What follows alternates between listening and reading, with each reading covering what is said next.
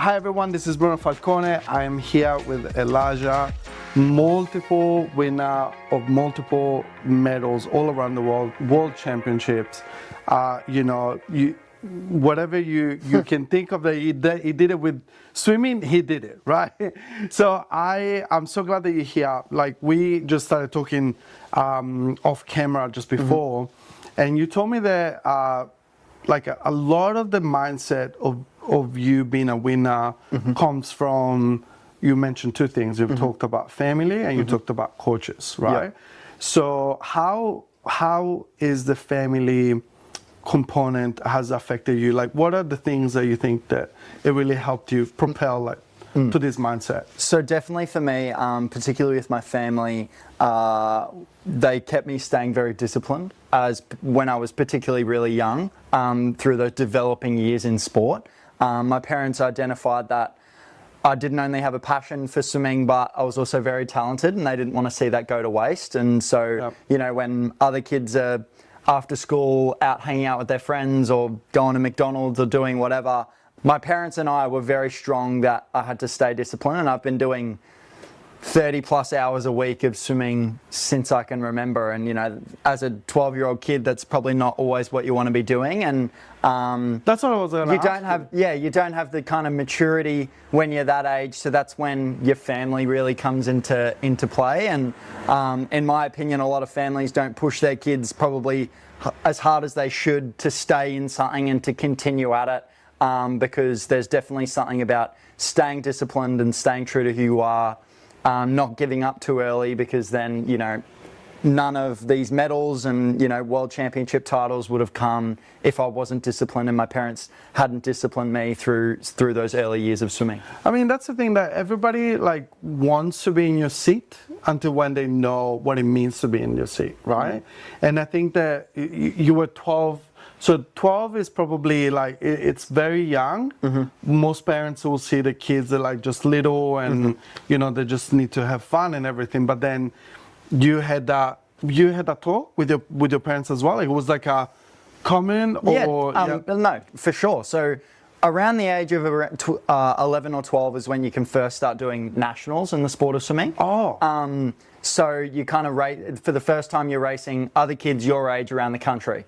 And so my first nationals, I think I won maybe 5 or 6 gold medals. Wow. And so from there, obviously I liked winning as a kid, so that was awesome. But then my parents could see, okay, like, he's not just, you know, a good swimmer, he's an exceptional swimmer. So then from there it was like a communal thing between my parents and I, that, you know, swimming is the focus. And, you know, they were very helpful with things like school and academia and all that sort of stuff. While, yes, they thought it was important, we always kind of prioritized swimming and put swimming in front of everything, because we could really see a future there.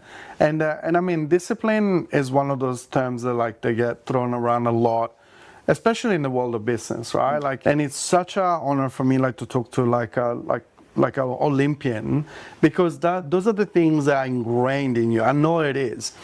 How do you define discipline? Can you give me like an example? Because I feel like the back of my mind, I can see you like getting up at 3 o'clock in the morning or something, and you know, going for training. But can you like define it for me? What's discipline for you? I mean, it is very much that. So when you have to go to school straight after swimming, and we lived 45 minutes away from the pool, we were up at 3:45, 4 o'clock, and, you know, my dad would be up even earlier because he had to get ready for work and put on his nice suit to wake us boys up, drive us to swimming, and then he would go off to work, and then mum would do the run and she would drive all the way to then drop us to school. So it doesn't just come from me, and it's not like I was the only one performing these hard things to do. It was also coming from the sacrifice of my parents, which really helped sort of put it into perspective that I'm not the only one kind of going through this hardship, or what I thought. No, of course not. So, I mean, discipline for me is really just sticking at it when you don't feel like doing it, because, I mean, all the greats testify that you're not always going to want to do the hard yards every single day. There's some days where I love to do it, and I thrive under it, but there are some days where I'm like, oh, I just want to go back to bed. But discipline is when you can actually hit stop and you get out of bed and you go to training and you keep showing up day after day after day. And is that an accountability kind of thing? Like, do you think that, obviously having a coach there, like, to push you and your parents, they, in a way, your coaches, your life coaches, right? Yeah. But how do you do it, right? Like when you don't want to do it, when you feel like, in your world is 15 degrees and the water is cold and you got to jump in there, right? Yeah. And then for entrepreneurs is like that moment where things are tough and, Yeah, for sure. and you know that you have to do it, but then you got to put in the hours and hours and hours, and it might not be growing, for sure. How do you push yourself in that moment that's like, I don't want to do it?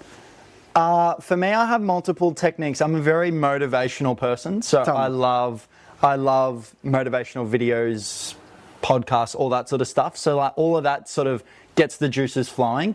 But I also think goal setting is really important for that, because in those moments where you don't want to do it, you have to kind of remind yourself of your goals. And when you're dreaming as big as, I want to break world records, I want to win Olympic gold medals, you can't afford to have a day off, because, the guy that is also dreaming that on the other side of the world, he's getting up to go to training right now. So you've just got to, it's just the thing. You've just got to take one step at a time, and it's small goals to even get to training. The first goal is get out of bed. The second goal is get ready. The third goal is get in the car. The fourth goal is drive to training, You take little steps, and before you know it, the session's done and you go, oh, okay, it's all over with. Another thing I use is I have a little reminder that pops up on my phone every morning at 5 a.m. So the first thing I see when I wake up is just a little thing that says, I'm a champion. And it's just like every time I read that, I'm just talking positivity over myself. I'm just talking, I'm manifesting into the world that I'm a champion.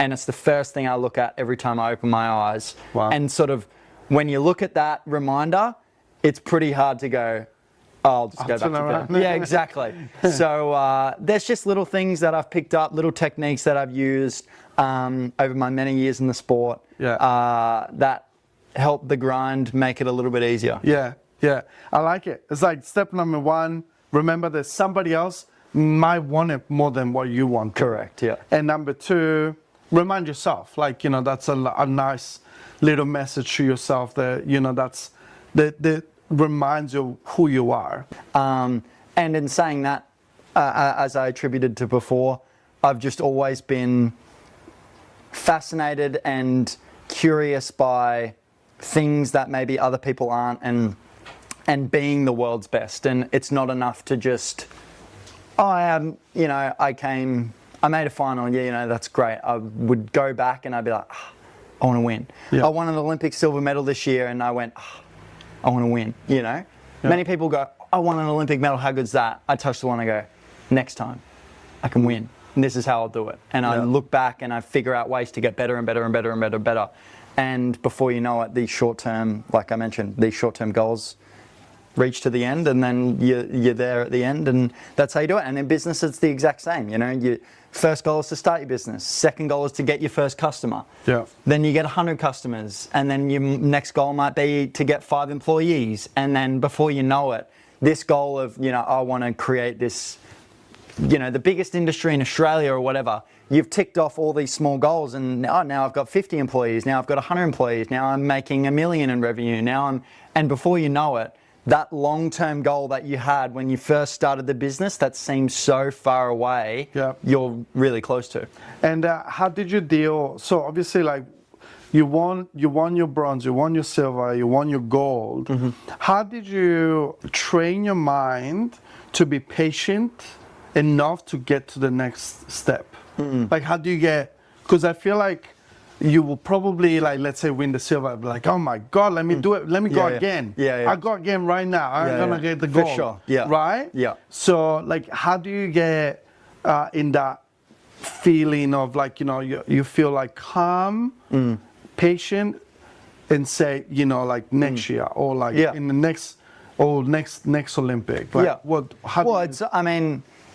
it's probably more of a byproduct of the sport I'm in. Being a swimmer, we have world championships and that sort of every couple of years, but our major meet is the Olympics, and we get that once every 4 years, so we're forced to be patient. We don't have any other choice. Yeah. So there's no point wasting all this energy going, I want it now, because the next chance I'm going to get is in 4 years' time. Yeah. So there's no point waiting, and that's just a byproduct of my sport. But I guess the best advice I can give to that patience of not wanting it now is the point of falling short.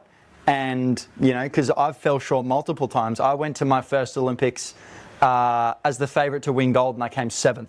So I've fallen short. Really? I've fallen short many a times. When was that? When was in that? Tokyo. Okay.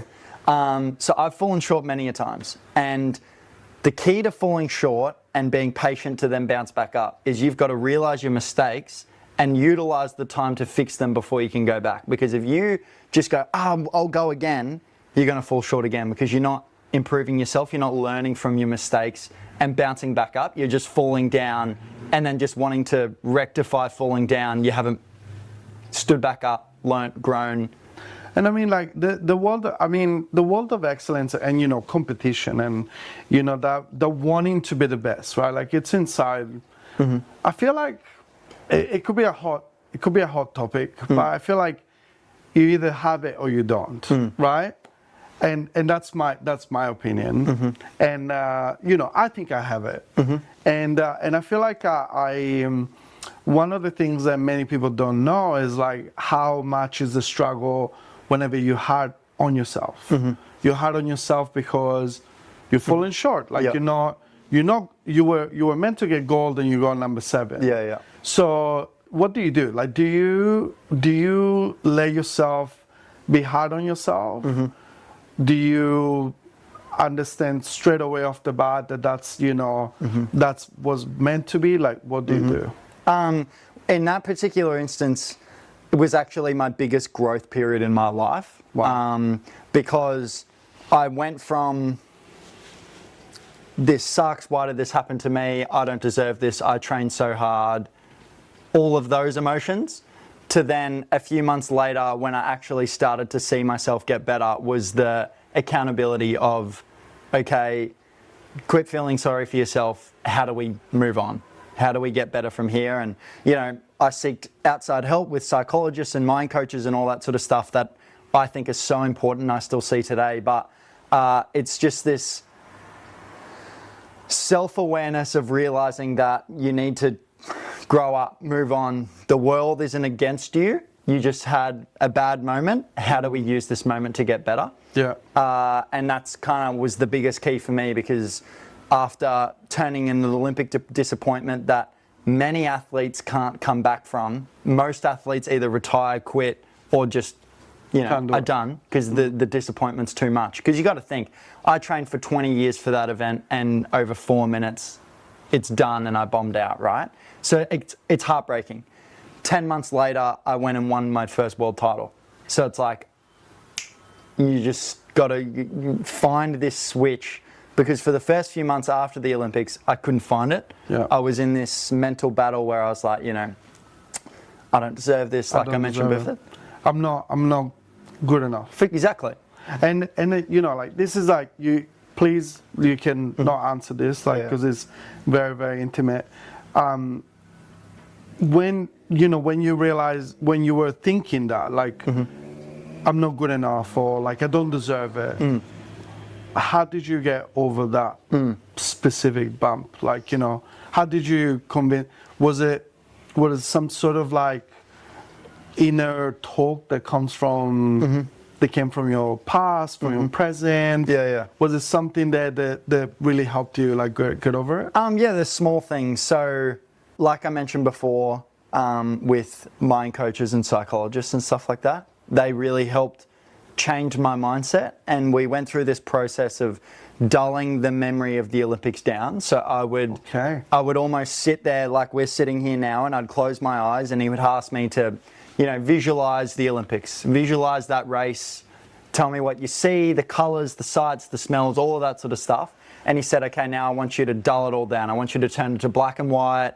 I want you to affiliate no smell with it. So it got to the point where when I look back, my brain wasn't holding on to that memory because everything was really dull and dark and it was boring, right? Your brain wants to gravitate towards the colorful, bright, Drama. fun things. Exactly. So I was over dramatizing in my mind and making it all these bright colors that my brain would latch onto that moment, and then I'd instant feel disappointment and all that, to the point where it was all dull and dark. My brain would go there and it would just go, and move on to the next thing that's colorful, right? Yeah. And before I know it, you're not really thinking about it. And then you start training better, you've started a new season, you've gone back to your routine, you've stayed disciplined.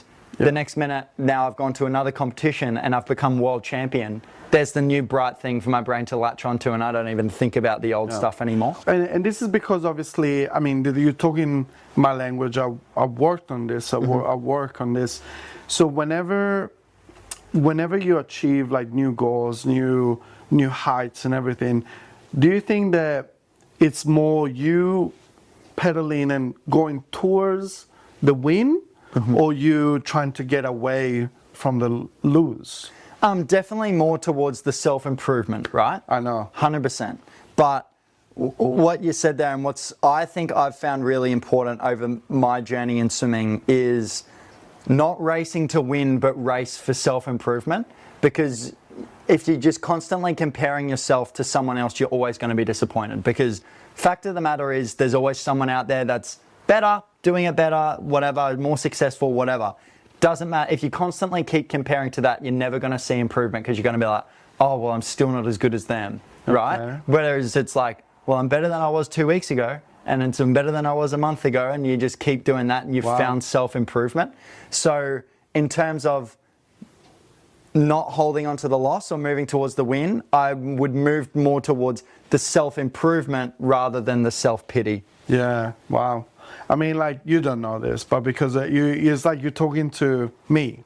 Like, as in, you're talking about me right now, right? Like, you know, I've been so fortunate, like, in the past year or so, like, I feel like I got my big break, and, you know, like, all of that hard work, you know, like, through years and years. It's almost like my 20 years before the Olympics, right? And everybody thinks it's overnight success, but it's not. It wasn't, right? And There's no such thing. And because I surround myself with champions, and I feel like I'm not there yet, I really think, oh, you know, I'm not there yet, like, you know, and the massive, like, you know, incredible jump that I did as an entrepreneur, it feels small. But like, as soon as you said that, like, you really felt like you were talking to me, like. For sure. And the really exciting thing is the day that you wake up and you go, oh, I've made it, I've done it, is the day you're going to lose it all. No, it's finished. Yeah. Because you've always got to have something to keep on chasing, whether it's yourself, whether if, you know, Matthew McConaughey had a great speech when he... It was such a great speech. Exactly. I like that, yeah, of course. And he goes, you chase yourself in 10 years' time, because even if you think you're the best, you've got to find something better, because if you're content, you're never going to improve, and that's just the downfall of life. Yeah, I think the question was, who's your hero? Yeah. Oh, yeah, I think it was great. It was great speech. I mean, in the world... and again, like, I'll bring it back to the world of excellence, right? Because you are a champion in the water.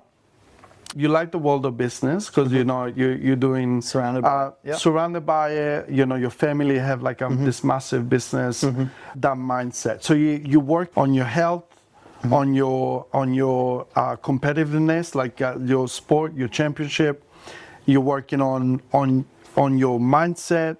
And today, I mean, like, you're wearing this, but it feels like you're working on yourself, like, even from an image perspective. Can you tell me why you felt like that need to be like, oh, you know, I want to show it, what I have on the inside, I want to be able to show on the outside? I think there's something really powerful about exuding confidence. There's a psychological technique that, you know, I was told once, and it's, if you ever feel down or you're tired, stand like Superman, right? You stand up, your chest out, stand proud, right? And it just like changes something psychologically. Okay. It's the same thing with how you dress. You know, when I put on a suit like this, you just feel like a boss, you feel like a baller, like all that sort of stuff. So then when you're walking around, and if you feel like that, you're going to exude that. You know, if you walk around all timid and shy, you don't pop on the street, right? Whereas if I'm walking down and I feel like I own it, people are going to notice you. Yeah. And that's the same thing. And if you have all this confidence in how you look and, you know, sort of how you dress, and that's kind of why I'm wanting to show it now, is I'm just going to exude that in all these areas of my life. Which I think is really cool. Like the other day, one of my squad mates come up to me and he said, when you walk into training, you just walk in with so much aura, because like I just like walk in, you know, with my head held high. Wow. Whereas at 5 a.m, other people might walk in just like all sleepy. Yeah. But it's just like this confidence thing. And then you hear that and it just, I'm standing tall. And even, I might be talking, even if I'm getting 1% of benefit from this in my work, my swimming, whatever it is, it's 1% that I didn't have before. That you didn't have before.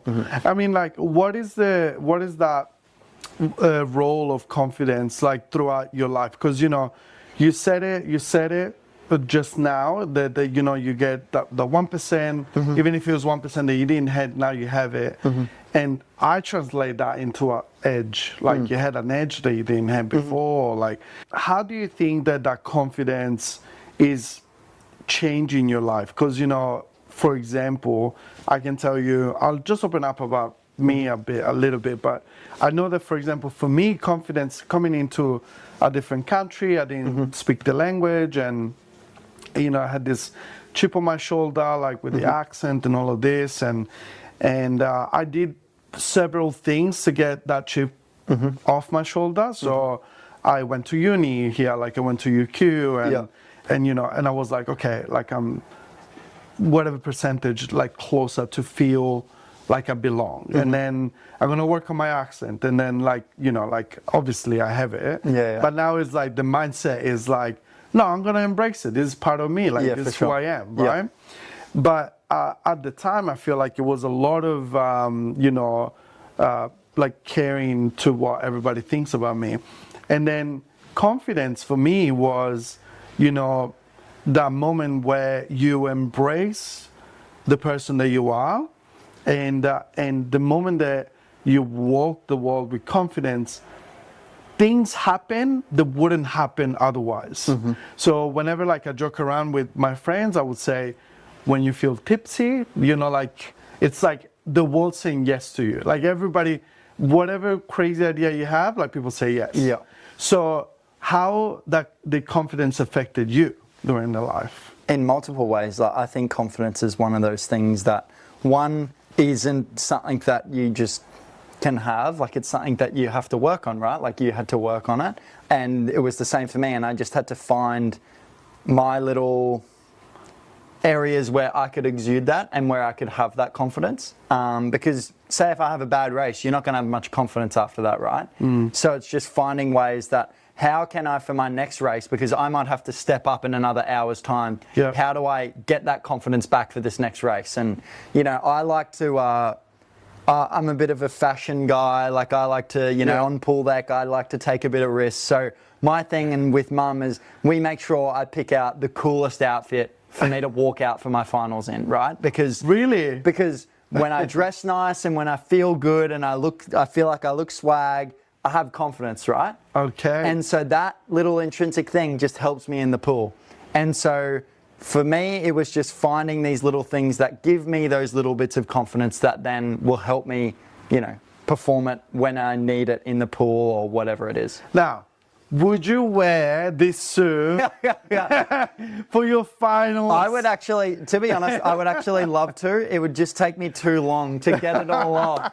The start blocks would already have been gone before. Otherwise, that would be coming cool. out of with the I want to, just like how you watch the Super Bowl just happened and all the players arrive. That's it. And they're all in kind of suits, or you watch the basketball, they're on suit. I wish swimming had something like that. The same? But normally we all have to wear team uniform, which is a bit not as nice as this. So. It's all right, we'll work on it. Yeah, exactly. I'll speak to the people. Yeah, exactly. But that would be cool. I'd love that. Awesome. Look, let's say that you have, is an advice that you want to give to like these young people out there. You want to give to, I will consider even entrepreneurs in a way young people, because they're young in their trade. So like a lot of entrepreneurs, they struggle. Like a lot of entrepreneurs, I feel like they're gonna get so much value out of this because everything that you spoke about, it is about like, you know, advance unafraid. Yeah. So what is a point of advice for, you know, for all of those men and women out there that, like, you know, they're trying to get excellence and they want it, but they don't know what they're walking into? Yeah, the best point of advice I would give that I've learnt, not only just because of my career, but what I've seen with my parents and what I've particularly seen with my grandfather, who started a business with many failed businesses before that, and now the business has been going for 42 years, is trials and tribulations will come. That is, you can't think that, you know, you will put all this effort in and overnight, perfect, you've started a business and it's a great success. You know, I pray that happens to you, but it most likely won't. And it's about sticking at it when times get hard, and you've got to realize that if anything in life worth doing is hard, nothing's easy if it's worth doing. And yeah, I mean, my granddad had, I think, maybe 5 or 6 failed businesses before he started Promar Systems. That, you know, I mentioned small business, but I know. It's Not really. a massive cosmetic manufacturing business, and it's been running for 42 years. And because when he was, you know, he was a mechanic in country Queensland, and he just, you know, stuck at it, just kept going, and, you know, now he's built this generational business that my aunties and uncles, my parents work there. My brothers work there, my cousins have worked there. So The school swimming. yeah, exactly. Maybe I'll step into the work boots. At least as on a celebrity status thing. Yeah, like, you know, but like, you know, I represent them. Most definitely. But yeah, it's to stick at it when times get tough, because the times will get tough if they haven't already experienced it. And yeah, like I mentioned, anything in life worth doing is hard. Jump into the pool. Just jump. Come on. I like it. Now, I don't know if this is too much, because, you know, like these medals are in a very pretty box, right? Yeah. Did you ever take them out? I can take them out now. Can I? Of course, you can wear them. Can I wear? Of course you can. Because I was like, I don't know. Okay, so to tailor the world of tailoring silver medal. Yep, correct. Thank you. There you go. Oh, pretty wow. Thank you. No worries. So that's actually, so this is the same side as what is on every Olympic medal. They slightly change it, but it's Olympia, the goddess of the Olympics, with the rings. And then on this side, the host nation can choose their design. Yeah. And so Paris, this is actually leftover material of the Eiffel Tower. So every medal has a bit of metal from the Eiffel Tower in it. Wow, that's incredible. 2024, Yep. amazing. Thank you for being here. Of course. Thank you so much for the for the insight into what it means to be a champion. And I promise you, I'm now your biggest fan. I cannot wait to see you next in the water. Thank you very much. Thank you. Appreciate it. Thank you.